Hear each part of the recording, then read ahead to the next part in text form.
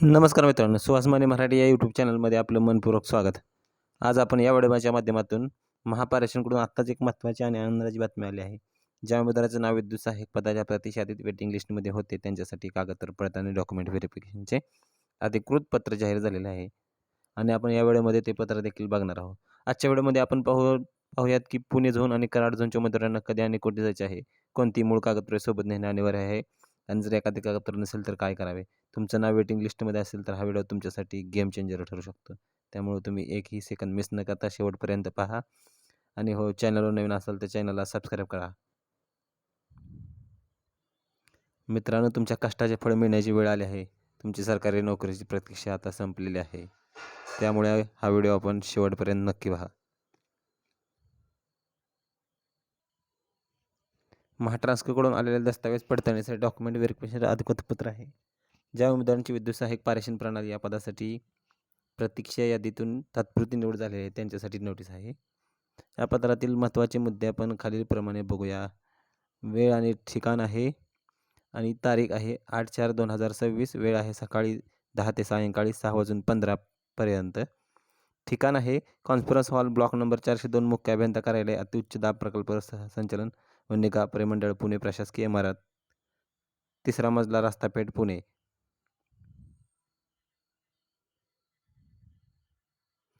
त्याबरोबर आपल्याला आवश्यक कागदपत्रे आहेत. खालील कागदपत्रांचा एक संच साक्षांकित म्हणजे अटेस्टेड करून झेरॉक्स प्रती आणि मूळ कागदपत्रे घेऊन येणे अनिवार्य आहे. ॲप्लिकेशन फॉर्म आहे. आदिवासी प्रमाणपत्र, domicile certificate, SSC board certificate किंवा शाळा सोडल्याचा दाखला जन्मतारखेच्या पुराव्यासाठी, national trade certificate, NCTVT, ITI, electrician trade, जात प्रमाणपत्र आणि कास्ट व्हॅलिडिटी लागू असल्यास, नॉन क्रिमिलियर SC व ST सोडून इतर आरक्षित प्रवर्गासाठी,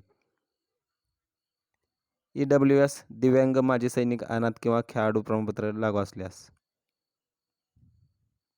प्रकल्पग्रस्त, भूकंपग्रस्त प्रमाणपत्र लागू असल्यास, मराठी भाषेचे प्रमाणपत्र.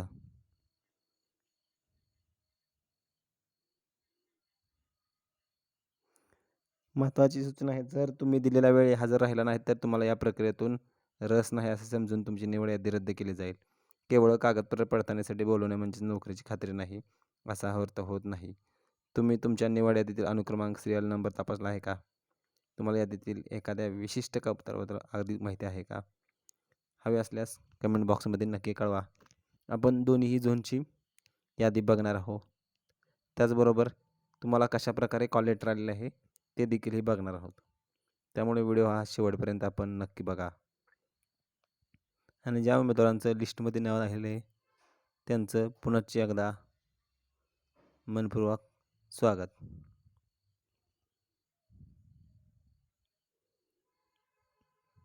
निवड झालेल्या सर्व उमेदवाराचे खूप खूप अभिनंदन.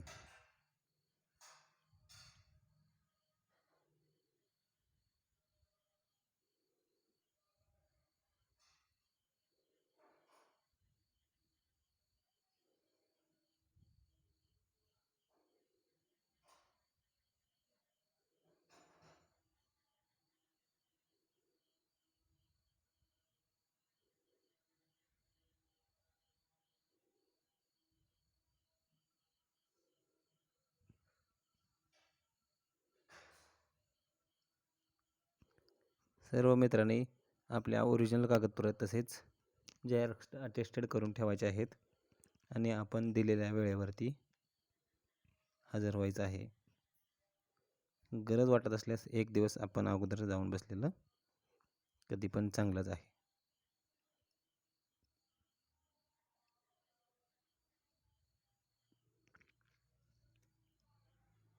आपल्याला rank, roll number, register number, application कुठल्या कास्टमधून केलं होतं, waiting list category, waiting list selected category, selection कशातून झालं आहे, मार्क आणि झोन नाव इत्यादी माहिती आपल्याला यादीमध्ये दिलेली आहे.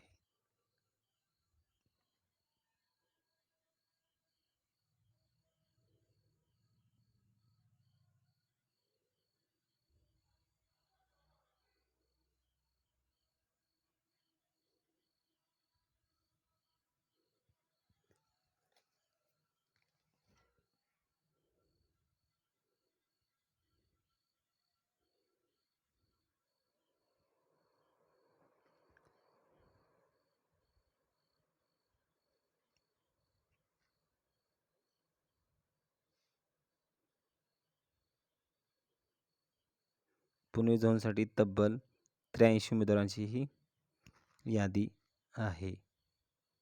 तसेच आपण कराड झोन देखील बघणार आहोत.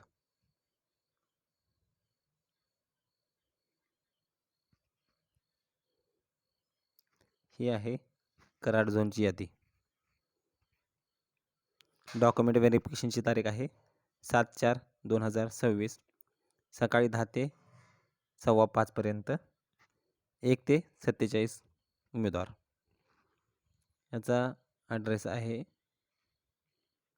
Maharashtra state electricity transmission company limited, administrative building, 2nd floor, Vijaynagar, Karad, Patan road, Karad, taluka Karad, district Satara.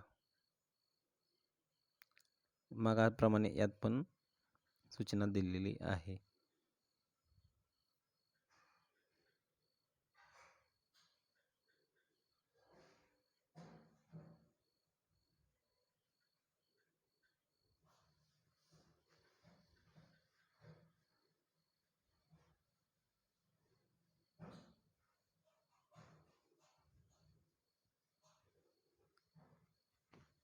मागाशीप्रमाणे यात देखील आपल्याला आपले mark, zone, caste, roll number, rank इत्यादींची माहिती इथं दिलेली आहे.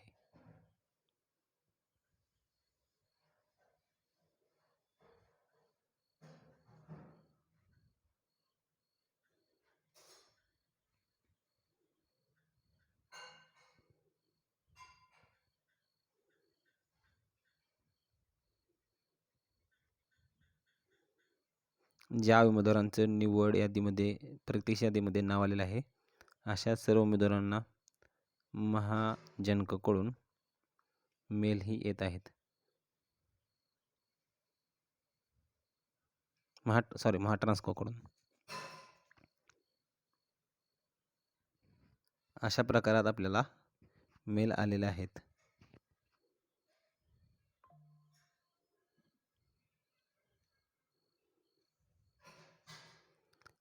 विषय आहे जाहिरात क्रमांक 8/2024, 22/6/2024 सरळ सेवा विद्युत सहाय्यक पारेषण प्रणाली कंत्राटी या पदावर तात्पुरती निवड करण्यात आलेल्या उमेदवारांची पात्रता ठरवण्याकरता कागदपत्र पडताळणी करण्याबाबत.